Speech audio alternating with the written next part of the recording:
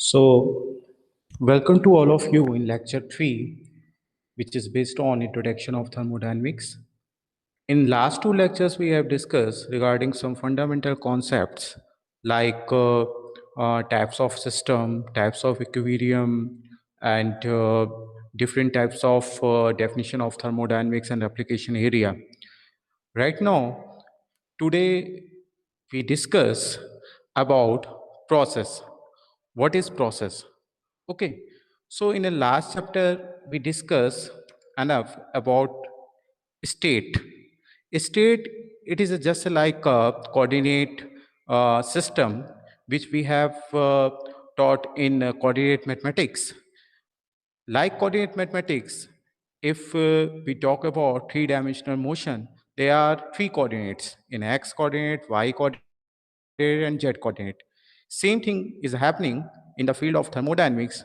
There are three types of coordinates in terms of property of system. These coordinates are pressure, volume, and temperature.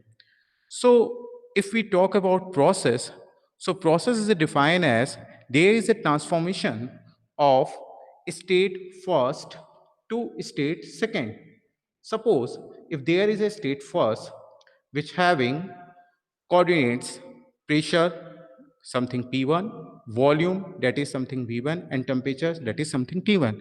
So if this state is changing towards state 2 where pressure is P2 and volume is V2 and temperature is T2, so this transformation is known as process. Okay, and the path, the way which is connecting these two states, this is called process path. This is called process path. So path, what is path? The path is defined as the series of states through which a system passes during a process is called the path of the process. So we can see in this figure between way between these two states, state first and state second, that is connecting to this way, this is called process path. Okay, so if we want to define this process path uh, in a very accurate manner, so we have to uh, define intermediate states which are lie between this state first and state second. We have to define lots of intermediate equilibrium stages, and by connecting these equilibrium stages we can define well accurate process path. Okay, so we can understand through example. So see at the board, I am trying to explain. Wait for a few seconds.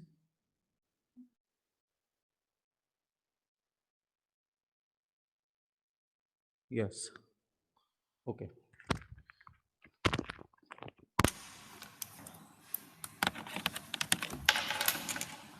So I am taking an example of piston cylinder assembly. Okay. Suppose this is a piston cylinder assembly. This is a piston and this is a cylinder. Okay. And some amount of gas is kept inside this piston cylinder assembly. Okay, that's right. And we want to expand this heat and this gas by absorbing something amount of heat through this heat source. Okay, so if we want to prevent this expansion in normal manner, if we don't place any type of weight on this piston, so what will happen? When these gas molecules absorb this amount of heat, these gas molecules will try to expand and they will apply force on this piston.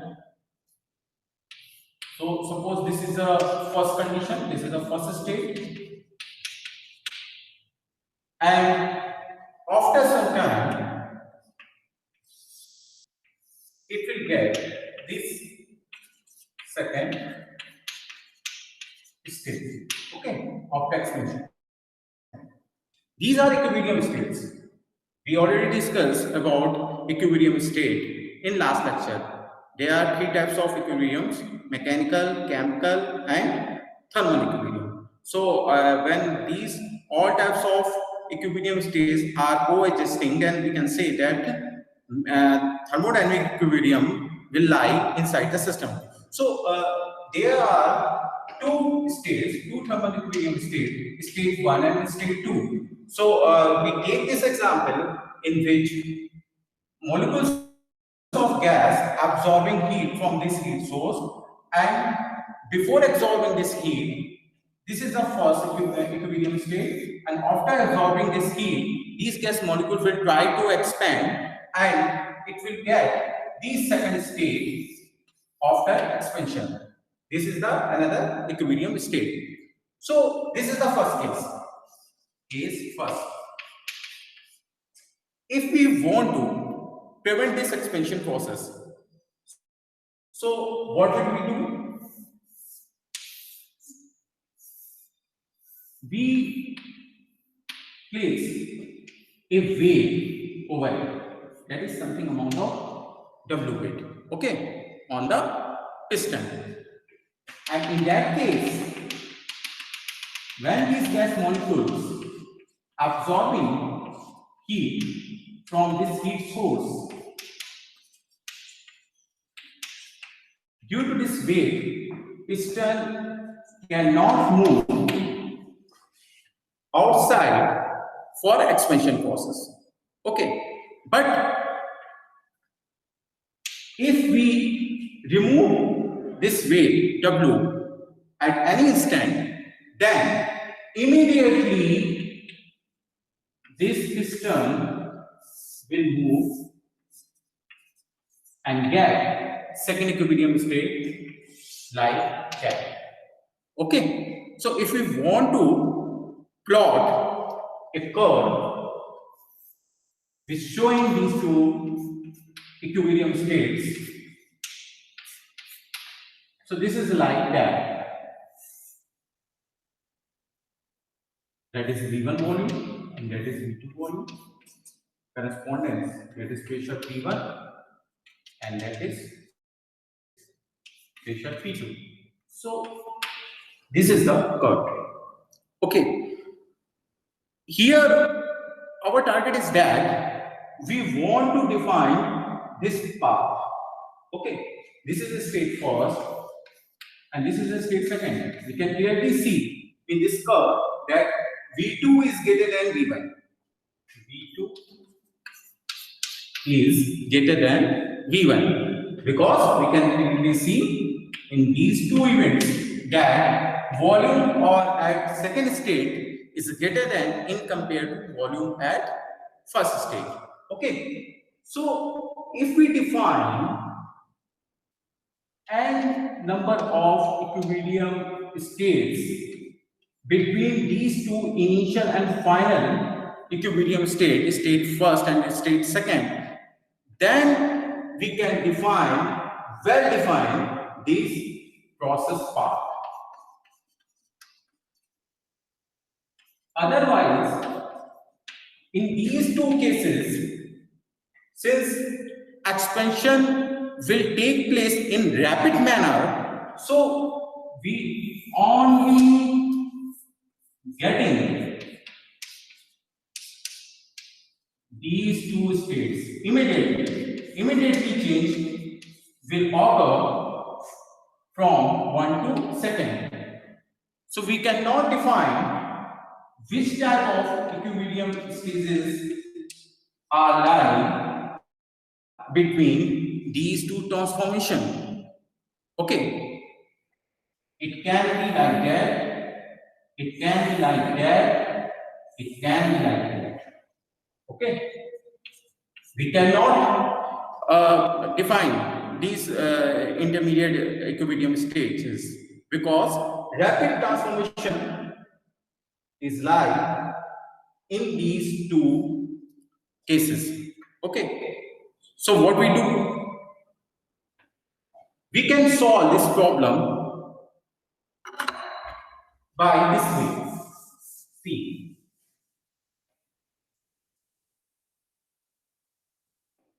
if we divide this W weight into n small types of weight, okay, like that.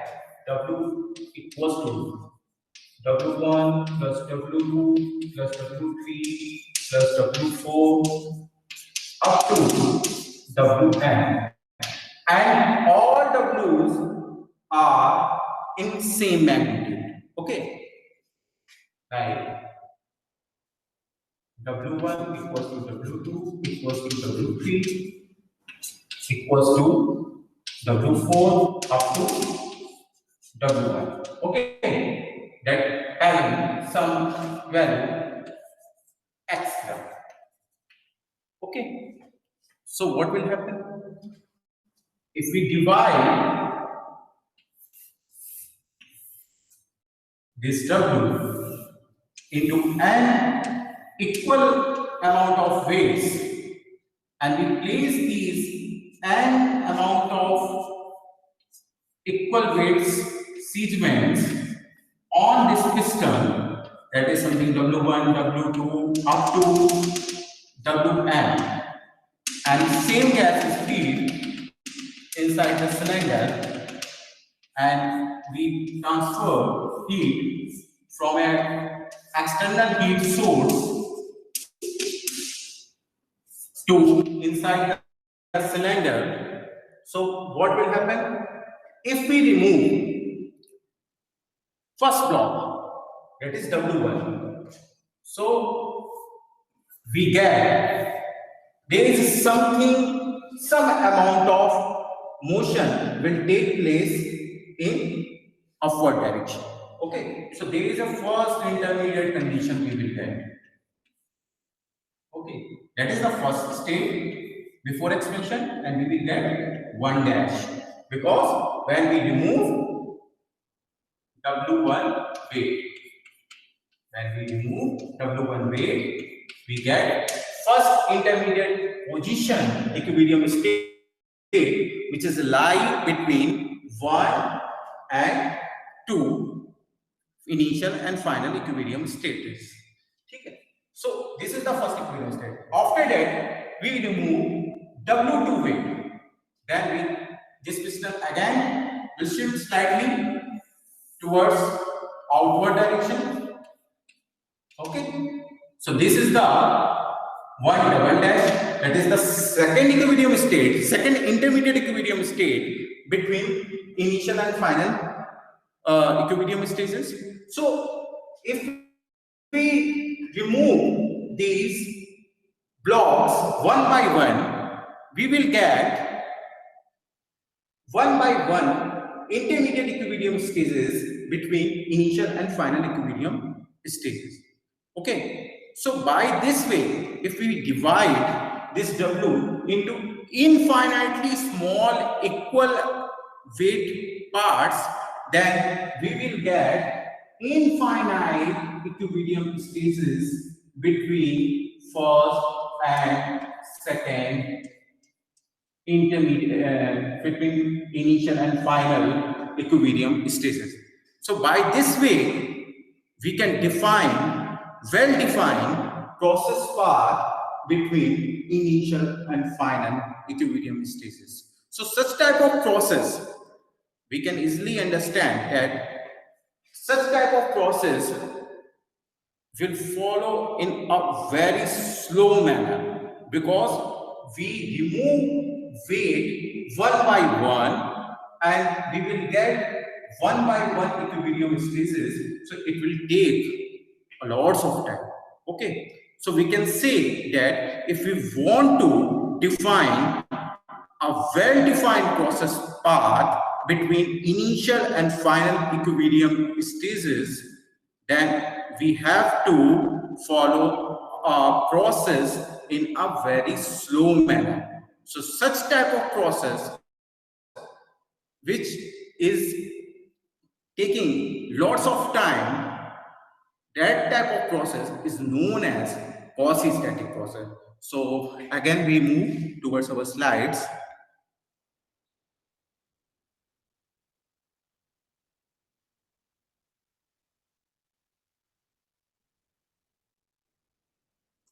Wait, I'm trying to show slides. Okay. So this is a slide which having contents of quasi-static process.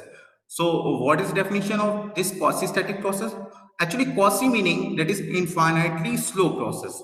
So we can define this quasi-static process when a process proceeds in such a manner that the system remains infinitely close to an equilibrium state at all times.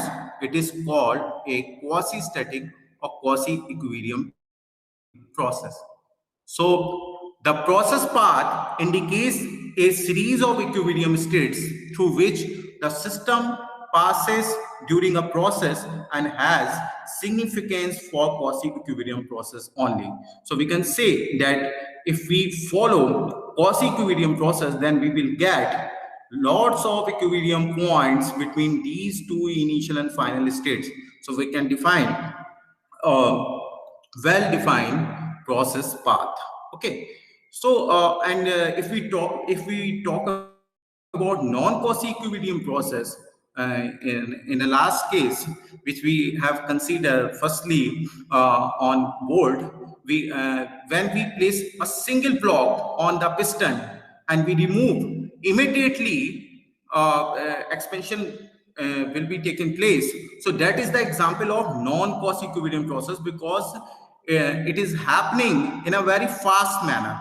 Okay, so this is the example of non-quasi equilibrium process. So we are not able to categorize the entire system by a single state, and thus we cannot speak of a process path for a system as a whole, because we are not getting equilibrium stages, intermediate equilibrium stages between initial and final stages. So a non-quasi equilibrium process is denoted by dashed line between the initial and final stages instead of solid line, because we cannot define these equilibrium stages, so we cannot comment any comment on about which type of path connecting between initial and final stages.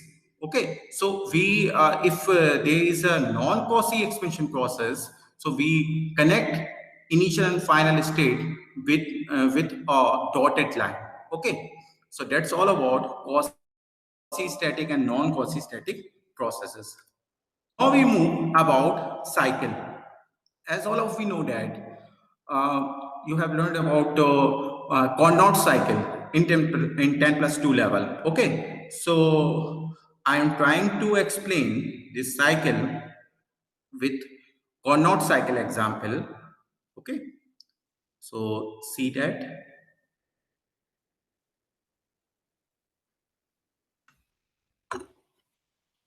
I am taking Carnot cycle example. What is Carnot cycle? Carnot cycle, it is a reversible cycle process.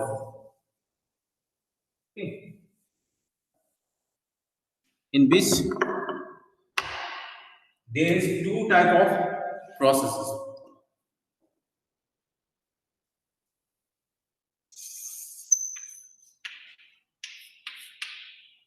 Actually, I am drawing temperature and property diagram of a Carnot cycle. Okay, there are four processes. There are four processes. Two isothermal and two isoentropic process. Okay, or you can say isentropic process, that means two reversible adiabatic process. Adiabatic process in which process there is no exchange of heat between system to surrounding or surrounding to system. An isothermal process in which temperature is constant in throughout the process. Okay, so there are two isothermal processes. You can see it is T1 and that is T2. Okay, so this is first state, this is second, this is third, and this is fourth. Okay, so during first to second process, temperature is constant, and this is a heat addition process. Okay, and this is second to third process in which entropy is constant. Okay, this is a vertical line, so that means we can say during second to third process entropy of the system is constant, or you can say it is the expansion process, expansion reversible ADI. Okay, yeah, isotopically expansion process. Then this is third to fourth process. It is a isothermal heat rejection process. Okay, this is the isothermal heat rejection process. During third to fourth process, temperature is a constant, which is maintaining value T2, and from fourth to first, that is again there is compression, reversible ADI. So these are four types of processes inside the Carnot cycle. We will discuss it in upcoming chapters in detail. Okay, here we want to define what is cycle. Okay, so cycle is defined as when we move from this one state and moving from second and third and then fourth, and final state is again same with initial state. Okay, हम first state से move किए, पूरा move करने के बाद फिर से कहां पर आ गए, इनिशियल कंडीशन के बाद फिर से हम लोग फाइनल स्टेट भी हमारी क्या होगी, सेम होगी. So we can see it is the example of cycle. So cycle is defined as when initial and final states are coexisting. Okay, so that's about cycle. Again we move towards our slide.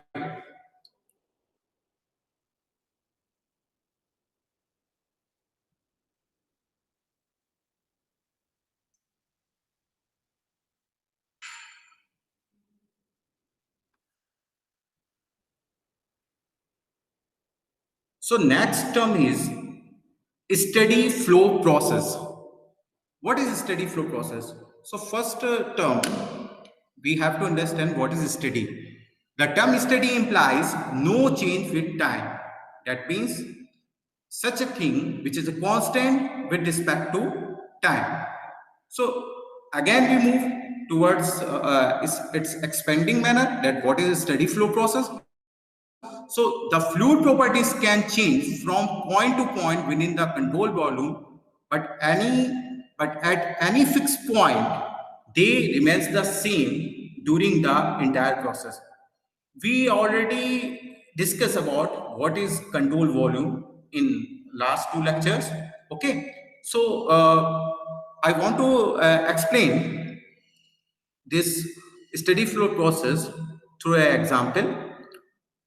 Wait, I'm trying to show.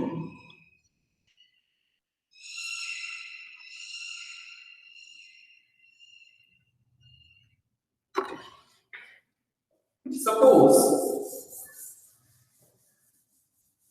we take an open system, that means control volume system, like that.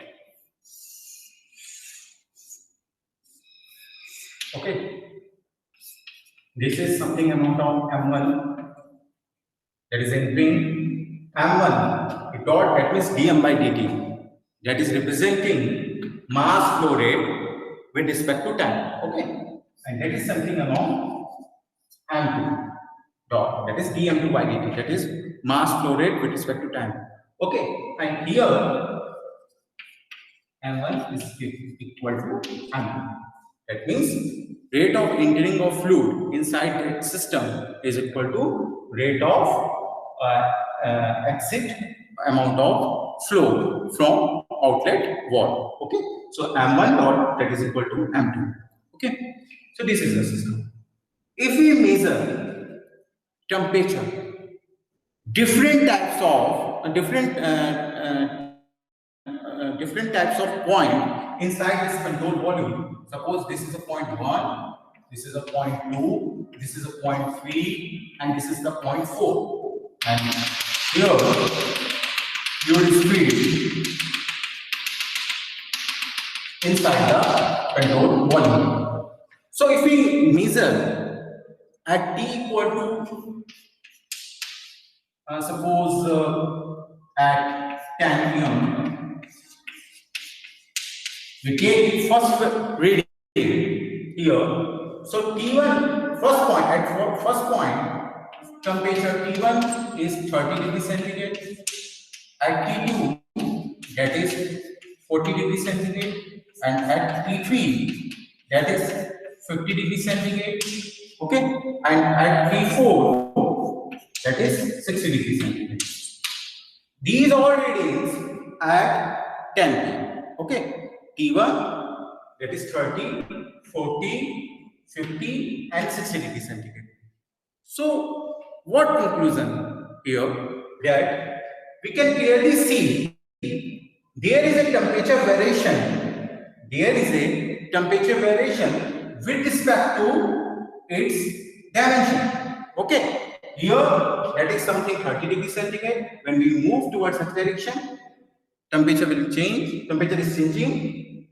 That value is 40 degrees centigrade, and at this height, this value is 50, and at this position, temperature value is 60 degrees centigrade. So we can say there is a temperature variation inside the control volume. So in other words, we can say this is a non-uniform temperature distribution example.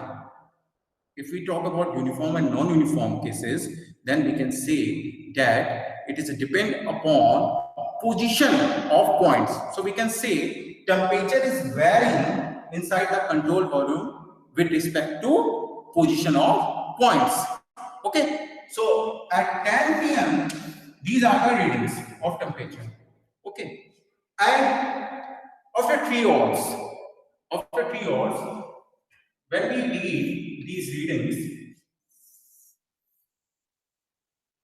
okay, like that, same system.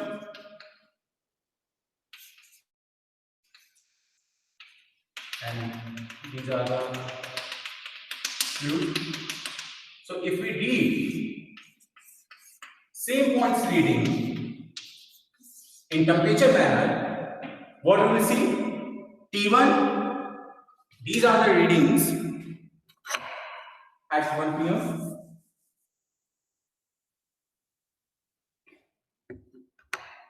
So at 1 am, after 3 hours, T1 again 30 degrees centigrade, T2 40 degrees centigrade, T3 50 degrees centigrade, and T4 that is 60 degrees centigrade. Again same reading. Okay, that means when we see at 10 pm temperature 30, T2 40, T3 50 and T4 60, and after 3 hours again same pattern we will see T1 30, T2 40, T3 50, T4 60. That means here temperature is changing with respect to position, but do not change. Temperatures do not change with respect to time. So such type of process is known as, since it is a flowing process, so such type of process is known as steady flow process. Okay. So again we move towards slide.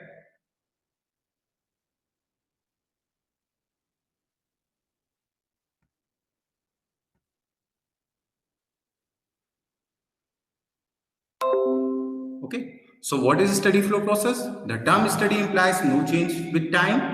The fluid properties can change from point to point within the control volume, but any fixed point, they remain the same during the entire process. The volume V and the mass M and the total energy E of the control volume remains constant during the steady flow process. Okay.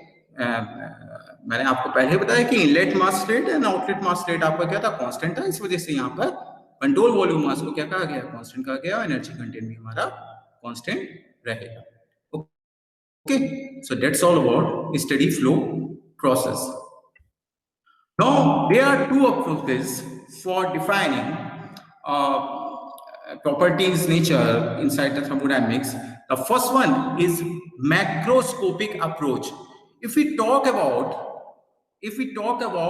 average impact of molecules inside the system, then we follow macroscopic approach. So in macroscopic approach, we fix our attention to certain quantity of matter without considering the activities or events happening at individual molecular level.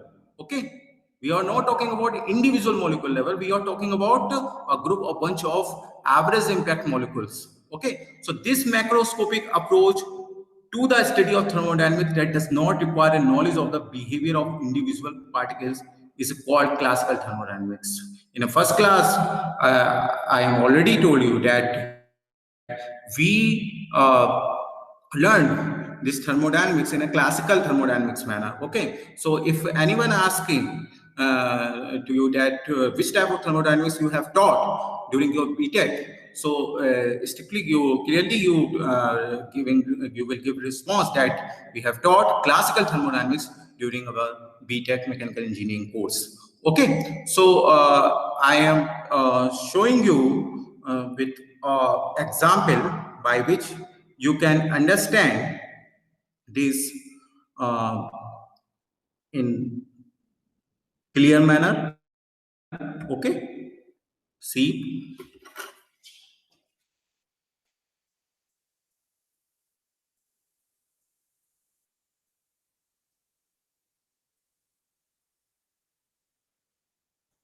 Suppose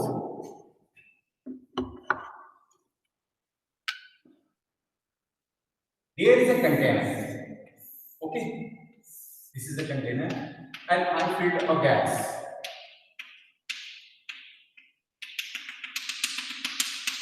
I filled a gas. Okay, in this container. So if we want to measure pressure, which is creating by these molecules on this container walls, so what will you do? You can set a pressure gauge,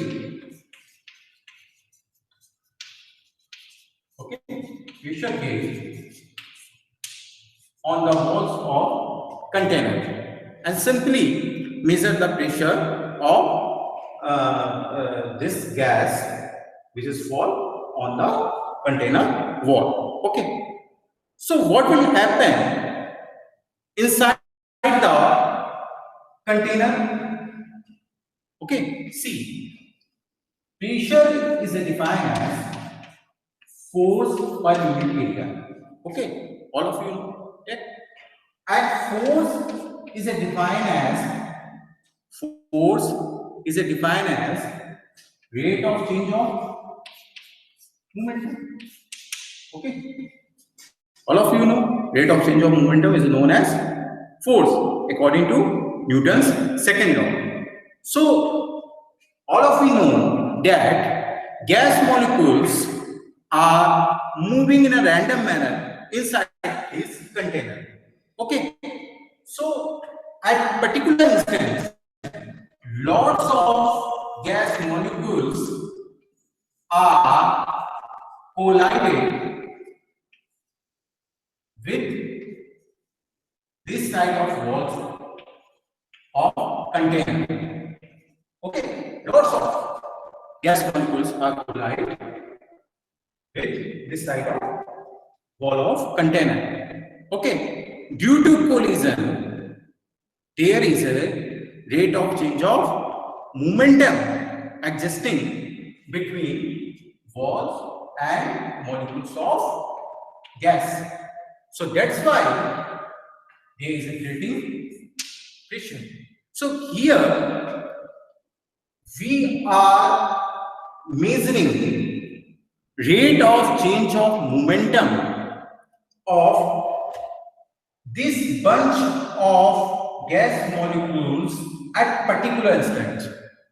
okay so यहाँ पर जो आप इस collision की वजह से जो change in momentum आ रहा है वो आप एक इंडिविजुअल मॉलिक्यूल की वजह से नहीं देख रहे हो। आप क्या कर रहे हो, इतने सारे मॉलिक्यूल इस वॉल से जब टकरा रहे हैं, ठीक है, there are bunch of molecules which are striking on the side of wall of container. So इस bunch की वजह से जो इनके बीच में change of momentum आ रहा होगा उसकी वजह से जो force generate होगा per unit area, that is called pressure. So what will happen in this case?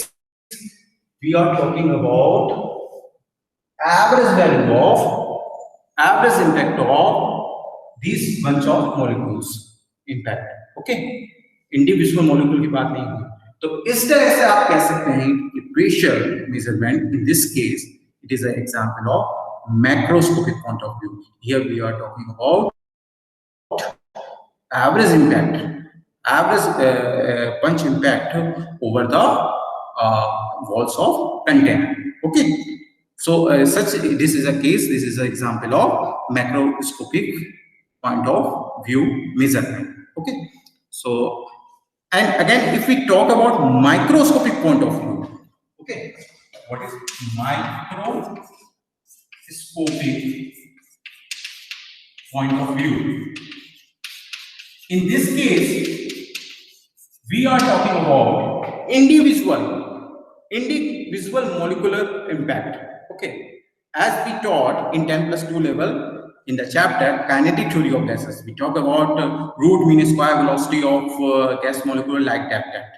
Okay, so in microscopic point of view we talk about individual molecular effect, and in such type of domain in which we study in thermal aspect individual molecular impact, we called such type of thermodynamics, that is statistical thermodynamics. Okay, so in microscopic point of view, if we take same example, measurement of pressure, so what we measure, since we know that gas molecules are moving in random manner inside the container. Okay, so in intermediate container state, when these two molecules collide,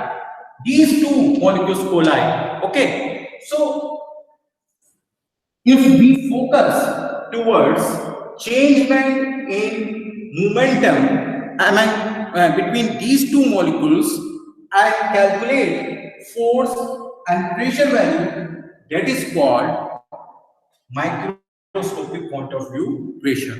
Okay, we consider individual molecular impact in this case. Okay, we are not calculating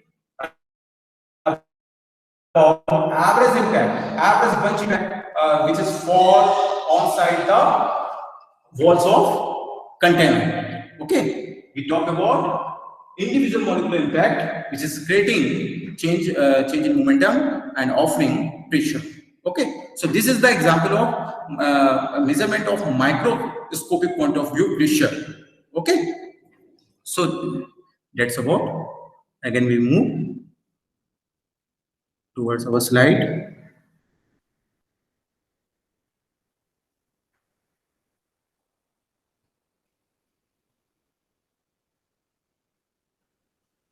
Okay, so this is about macroscopic point of view, microscopic approach. In microscopic view, we try to determine behavior of a system by the events happening at molecular level.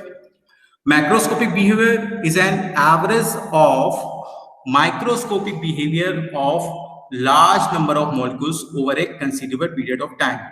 A more elaborate approach based on the average behavior of large group of individual particles is called statical thermodynamics, and pressure can also be explained as the change of momentum due to molecular collision, as I explained you in last example. Okay, so that's all about microscopic and macroscopic point of view. Now we move towards pressure. As all of you know that pressure is defined as force per unit area. It has the unit of Newton per square meter, all of you know, which is called Pascal. So here some convergence are placed inside the this slide. ये आपके लिए काफी ज्यादा helpful रहेगा जब आप numericals वगैरह solve करोगे, क्योंकि पास्कल 1 न्यूटन पर मीटर स्क्वायर के इक्वल होता है 1 बार, that is equal to 10⁵ pascal. Okay, and for measuring pressure we use pressure gauges, and generally in pressure gauges you can see that there is a unit of pressure measurement, that is psi. So what is psi? Psi, it is a British unit. Okay, so we can convert this British unit into SI unit.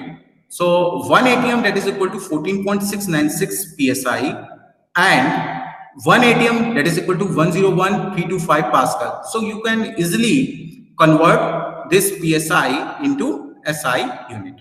Okay, so this is about pressure. So